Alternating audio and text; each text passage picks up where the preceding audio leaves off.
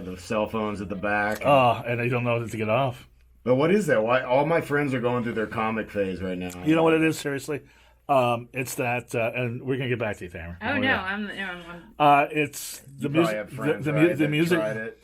The music industry is nowhere. People tell me that I should do it, and but I think it's a good gateway for a lot of people, like comedy, because you look at like people like Jim Carrey who started through comedy and now is like a major actor. So I think that that's what people look at it's a gateway. Like it's a little bit easier than just like trying to get regular acting work. Well, that's what I was gonna say is that people, when it's done right, it looks easy, but it's not.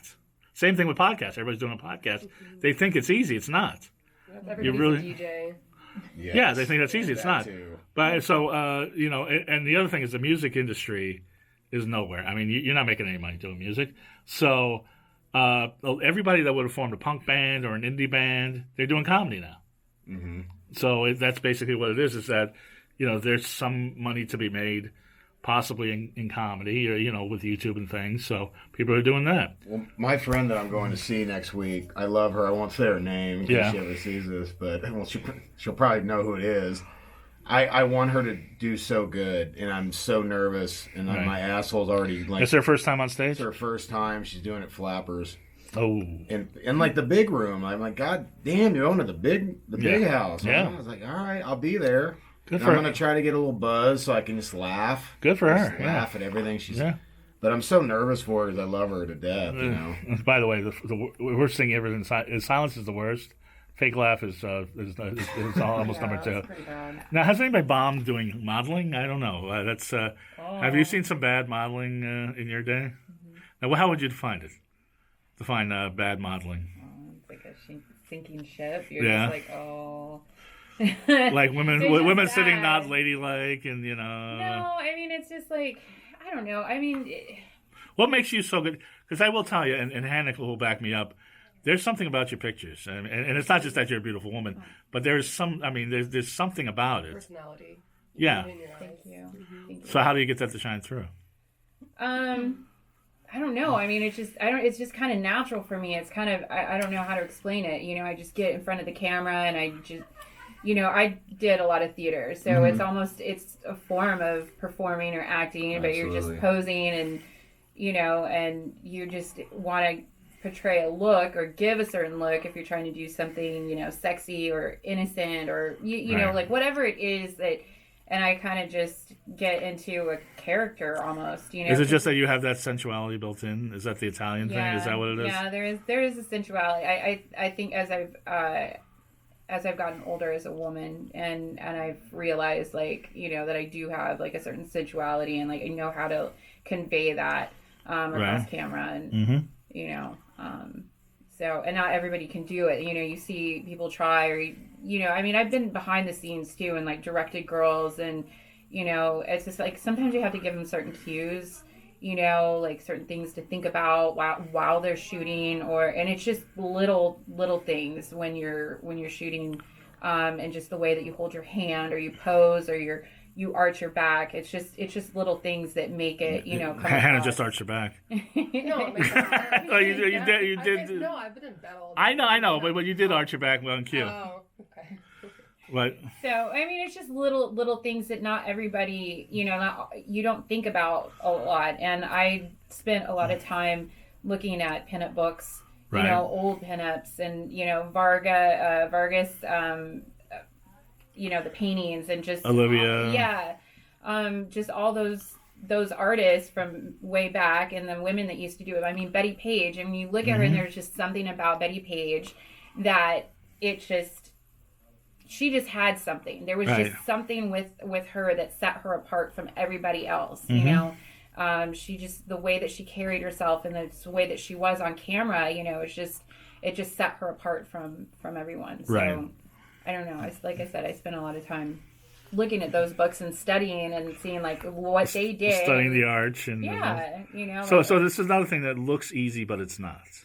It's not. I don't think it's there's a lot of women that try it, and I don't knock anybody that wants Sure. to do pinup because you know, it's fun, and it's, you know, getting to dress up and be something for a day and kind of stepping away from whatever your day-to-day routine is. You know, when I get girls that come in and they want to do photo shoots, because sometimes I get like first timers, you know, they've never done a photo shoot, you know, so it's, you know, directing them and showing them, you know, how to pose and kind of giving them that confidence. It's like once you get them in hair and makeup, it's like something clicks. I love watching that. That's like, all right. And the hair and makeup is a lot of maintenance. It is a lot of maintenance. I've come in here like casual the last couple of times. I've not done like the full. So this isn't even full because you get the eyelashes, you got the whole. I've got my lashes. The PMM, but you got the tattoos, the nails, the hoops. But the pinup, it's like when you're full on, it's like a corset and you're cinched in, you're wearing like a dress and your hair is done and you've curled and set it and brushed it. It's a lot. Like I have to give props to the girls that do it all the time. I'm like, I don't have time to do it like every day. How tight can you cinch that corset? The corset that I have, I think goes to like it's 26 inches, so I pull it almost completely closed. And it's a steel bone corset. Like I had a friend that made it specifically for me. She tailored it to my measurements, and it was like a Christmas present. And you get into that thing and you're not moving or breathing. So I don't like getting into it. I'm getting, you know, I'm like, this is a lot. The comedian I followed the other night could have used that because gender confusion is always a thing on this show. She had a big beer belly, like in a dress. I'm like, you know, if you're gonna transition, if you're gonna be trans, get a corset, get a girdle, get some Spanx, something. You don't want to have. I can see having tight pants and have your belly hang over your pants. You don't have your belly hanging over when you're in a dress. You can't do that. No.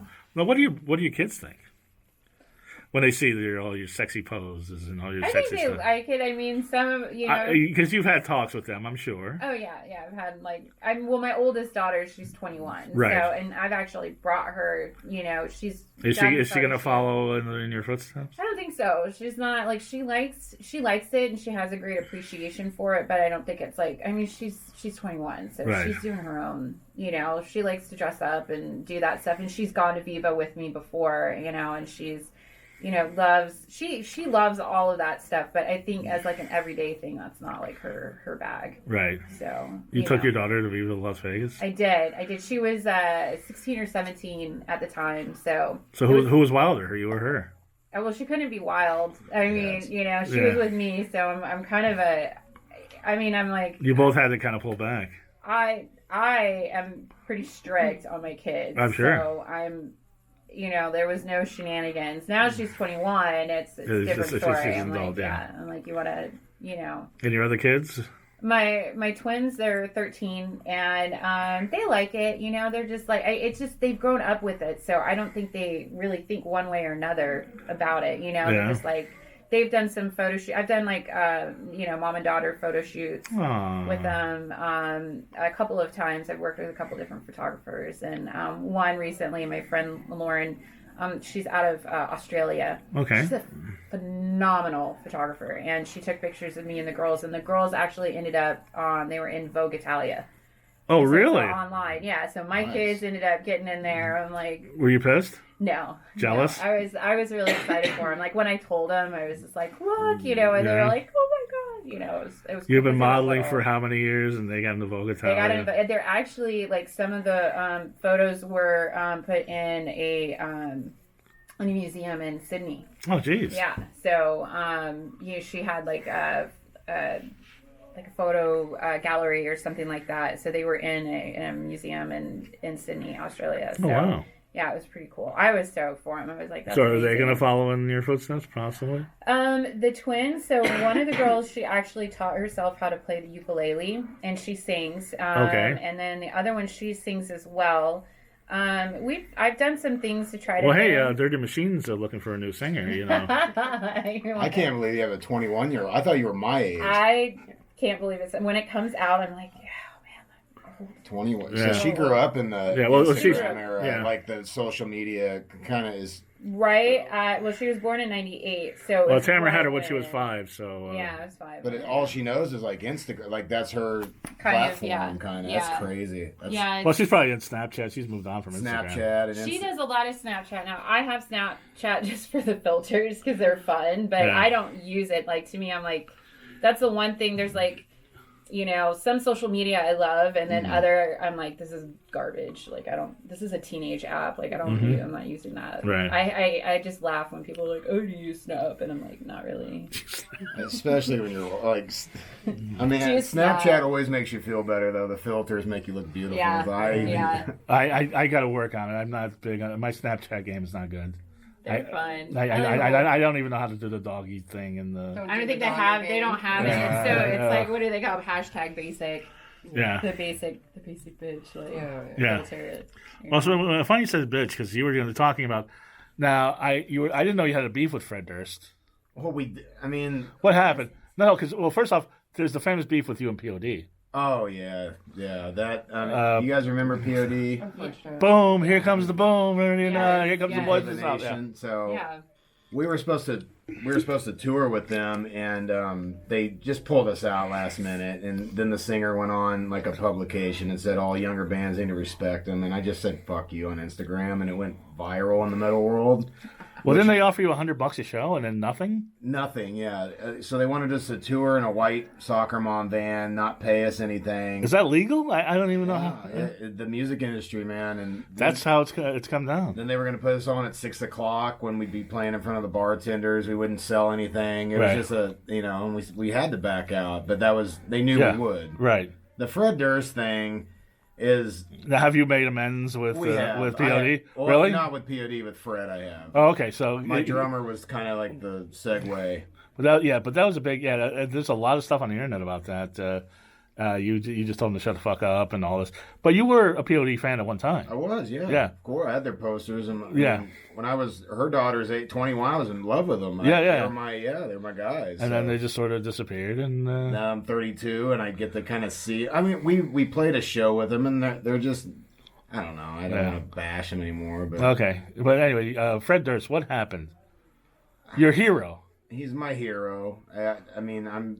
I grew up. I used to mimic him in my living room with a remote control. He's my guy. I love him. Right. And so we have a mutual friend out here named Moose, and I don't know. I just started this funny social media thing where I was stalking Fred. I made a fake lie, like he has a restraining order against me. And I did that with Dave Navarro because I would see him everywhere. There was like 2013. I would see him everywhere.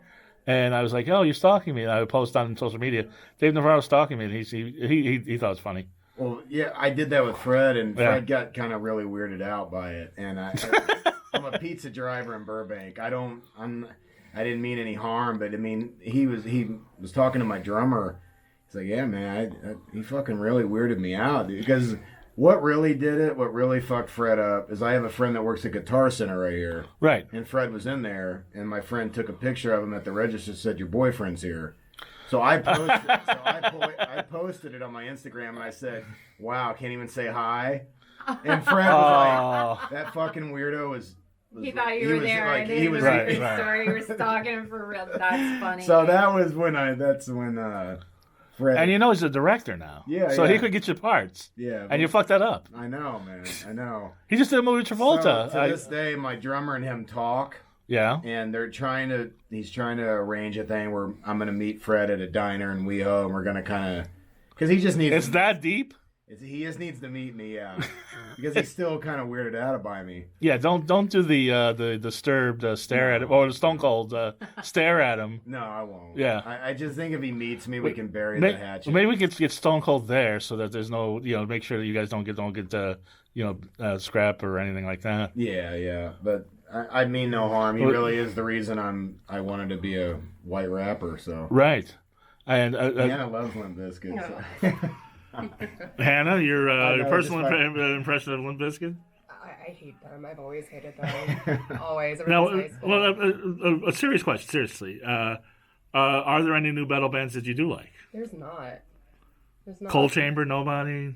No, I have respect for Cold Chamber because I know Meigs. Right. And they're the reason I picked up the bass because I saw them play with Typo Negative. Okay, so there's some, but you don't like Korn, you don't like any of that? No. I don't. Is there metal? It doesn't matter. It's just I'm a more. But like thrash OTAP, girl. I'm a thrash girl. I am. So OTAP and Cold Chamber, okay. I like OTAP. Actually, that was my first metal band I saw in Hollywood. Okay. I was here. And she's like ripping her hair out on stage. We're Right. in the front row. It was pretty cool. Okay, so there's some new metal that you like. Yeah, but I'm not going to go out of my way to put it on my set list at the gym. Right. You should though. Did you ever get into those bands? No. No, I mean, like, well, it was funny. What kind of music do you like? Oh God, all kinds of stuff. But okay. So I did discover Ghostmane. You ever heard of Ghostmane? I just seen him today, and he has a fucking million followers. I'm like, who is this guy? He does it's like this goth rap kind of. It's just like it's good. Like I Ghostmane. Like it. Ghostmane. He's got nails like you guys. I haven't seen I just M-A-I-N? Huh? M-A-I-N or M-A-N-E? M-A-N-E. Yeah, M-A-N-E. So, yeah, it's Ghostmane, M-A-N-E. I laid in bed today. I looked at your Instagram because that's who I found out was coming. And then as I'm on your Instagram, I go to like that page that just has random shit, Mm-hmm.